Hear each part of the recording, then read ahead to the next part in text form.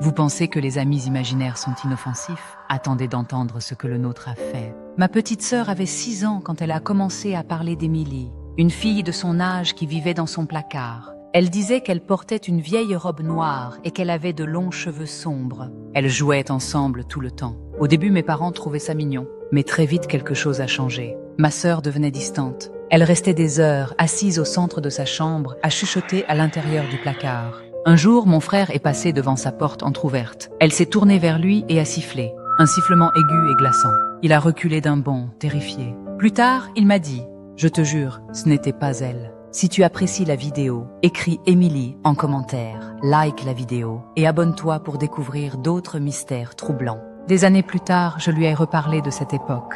Elle avait 24 ans. Et ce qu'elle m'a dit m'a glacé le sang. Émilie lui murmurait des choses horribles, lui disait de se faire du mal. Un matin, elle s'est réveillée sur le toit, sans aucun souvenir de comment elle était montée là. Elle m'a avoué qu'Émilie détestait nos parents, qu'elle la montait contre eux et qu'elle ne voulait plus jamais en parler. Tout ça s'est passé dans notre ancienne maison. Et devinez quoi? Le jour où on a déménagé, Émilie a disparu. Depuis, on ne l'a jamais revue. Mais moi, je suis convaincue que ce n'était pas juste une invention.